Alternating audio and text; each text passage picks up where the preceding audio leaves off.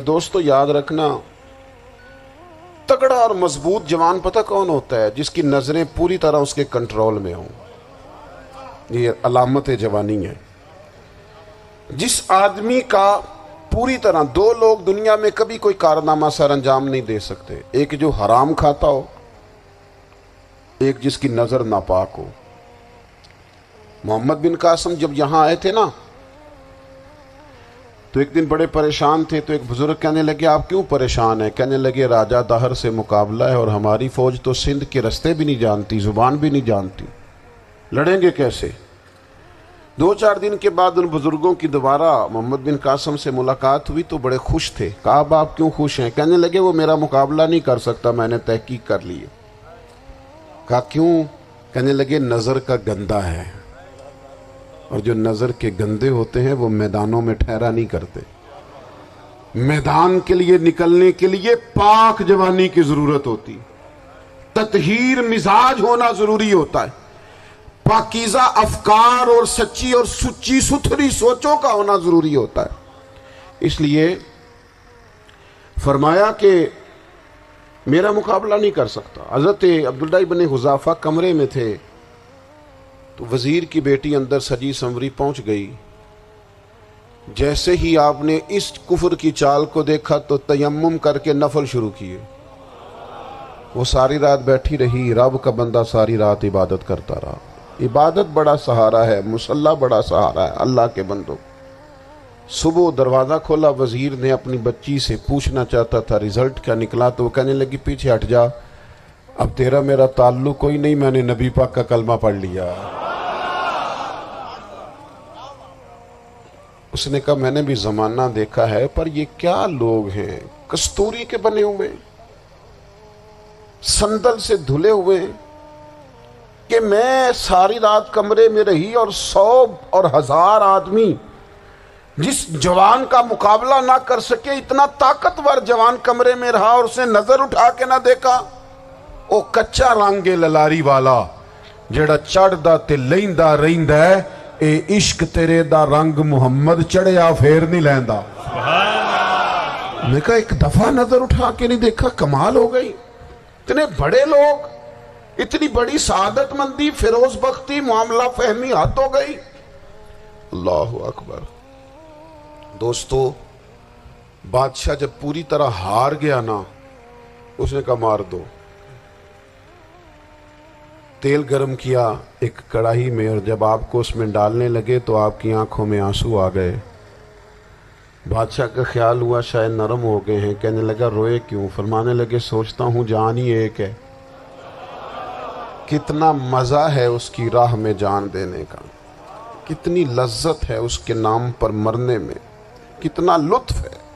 جے تو چڑھیا اتے دار بھی نہیں، تے جے تو وکیا عشق بازار بھی نہیں، تے ایڈا سستا سودا پیار بھی نہیں، تے ایڈا سستا لبدا یار بھی نہیں. کئی جنگل گانے پیندے نہیں، کئی دوزخ لنگنے پیندے نہیں، جے وہ اس ملوں بھی مل جاوے ایدوں سستا ہور بپار بھی نہیں. تے کچھ سمجھ نہ آوے لوکاں نوں وہ کادے نال شہید کرے، ڈٹھی یار دے ہاتھ تلوار بھی نہیں، پر او دا خالی جاندہ وار بھی نہیں.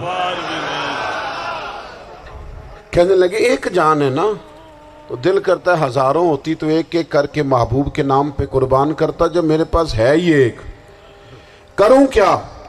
حضرت عبداللہ ابن حذافہ رضی اللہ تعالیٰ عنہ جب روئے اور بادشاہ نے یہ بات سنی تو بادشاہ اٹھ کے کھڑا ہو گیا، سارے وزیروں مشیروں کو کہنے لگا تم نے کہا تھا نا بندہ ضائع کرنے والا نہیں، یہ بھی ضائع کرنے والا نہیں. کہنے لگا میرا ماتھا چومو، تم جیسے لوگوں کو قتل نہیں کرنا چاہیے، آزاد کرنا چاہیے.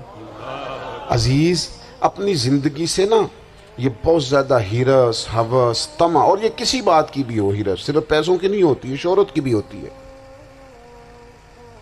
یہ بیماری انسان کو اقتدار کی بھی ہوتی ہے، تعریف کی بھی بیماری ہوتی ہے.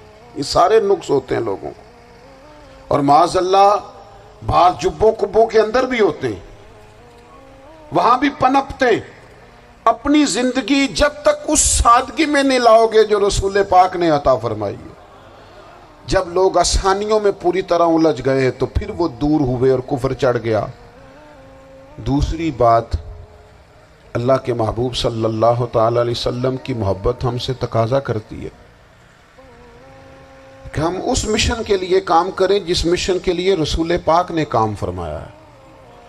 ہم سارے کام بڑی مضبوطی سے، سوچ سمجھ کے، تدبر سے، حکمت سے، تقاضوں کو مد نظر رکھتے ہوئے کرتے ہیں سارے کام۔ دین کے کام میں ہمارا مزاج نہیں ہوتا، او ہو جائے گا جی، آپ بسم اللہ پڑھیں جی، شروع کریں جی۔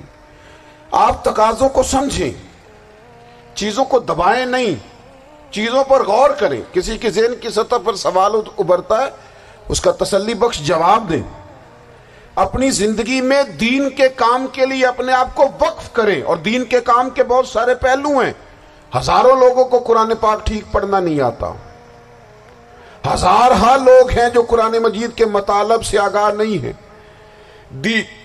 دین کی بنیادی ضروریات سے لوگ نابلد ہیں۔ میں آپ کو کس طرح یہ بات سمجھاؤں کہ ہزاروں کی تعداد میں طلاقیں اس لیے ہوتی ہیں کہ مردوں کو طلاق کے مسئلے نہیں آتے، انہیں پتہ نہیں ہے کہ مجھے حقوق زوجین کے معاملے میں کیسے چلنا ہے۔ ڈھیر سارے گھروں میں تباہی اس لیے ہے کہ تربیت اولاد کا دینی منہج ہمیں نہیں پتا۔ اپنا حصہ ملائیں دین کے کام میں۔ ایک آدمی کو اگر تو نمازی کرنے میں کامیاب ہو گیا، تیری زندگی بدل گئی۔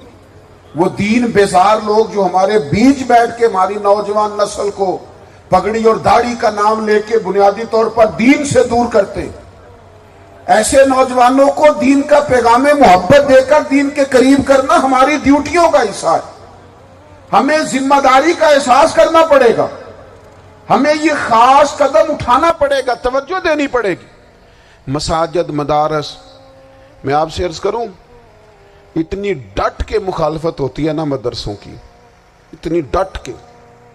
میں ادارہ چلاتا ہوں، اس کے چلانے میں جو مشکلات ہیں وہ تو ہم بتا نہیں سکتے آپ کو، اس لیے کہ میری قوم، میرا اس قوم سے تعلق ہے جو نعت خواں امیر کرنا چاہتی ہے، مدرسے نہیں۔ ہاں، نقیب خطیب پیدا کرنا چاہتی ہے، شعر و شاعری کی زندگی کو پروان چڑھانا چاہتی ہے۔ فقط ہمارا ان لوگوں سے تعلق ہے جو لاکھوں کروڑوں روپیہ محافل پہ لگائیں گے، اور قاری صاحب بیچارے اگر مسجد کا کوئی ہونے والا کام کسی وقت بتا دیں گے تو وہ بڑی مشکل آ جائے گی ان کے لیے۔ یہ کیسے ہو سکتا ہے، آپ نے یہ ڈیوٹی بتا دی؟ مدارس، اور جتنا اہم رول دین کو پھیلانے میں مدارس اسلامیہ کا ہے، اتنی زبردست، لوگوں کا خیال ہوتا ہے میری طرح کے لوگ شاید کام کرتے ہیں، ڈیوٹی کرتے ہیں۔ یہ 10-15 لوگ آپ کو نظر آتے ہیں جو آپ کو کہیں میڈیا پر یا ادھر ادھر ڈیوٹی کرتے، مخلص لوگ اپنی جگہ پہ، وہ بھی بڑا ہی کام کر رہے ہیں، جو میڈیا پہ آ کے بھی اخلاص سے اور درد دل سے کو دین کی، ان کی بھی کسی بات کی حوصلہ شکنی نہیں۔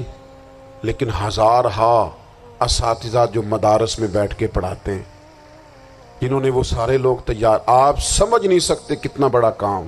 حفظ کا استاد جو ہوتا ہے نا، اس کی ڈیوٹی 24 گھنٹے ہوتی ہے، فجر سے پہلے، اور اس نے بچوں کو اٹھانا۔ تنخواہ تو ہم انہیں دینا نہیں نہ چاہتے جی، تنخواہ نہیں دے دی انہوں نے، ہمیں مولوی امیر نہ ہو جانا۔ مولوی نو تے سوٹ بھی 27ویں والی رات دے ہے تاکہ کدھر سواں کے عید والے دن پا نہ لوے، چونکہ 27ویں تو بات تے درزی پھڑتا ہی کوئی نہیں، کیوں حضرت؟ ایسا ہی ہے نا، اس وقت تو نہیں نہ لیتا۔ تو ہم چاہتے ہیں مولوی ہماری مرضی کے ہماری طرح کا سوٹ نہ پہن لے۔ مدارس کی مضبوطی آپ یہ دیکھ لیں، یہ صلاح الدین ایوبی کا تعلق بھلا کس چیز سے تھا؟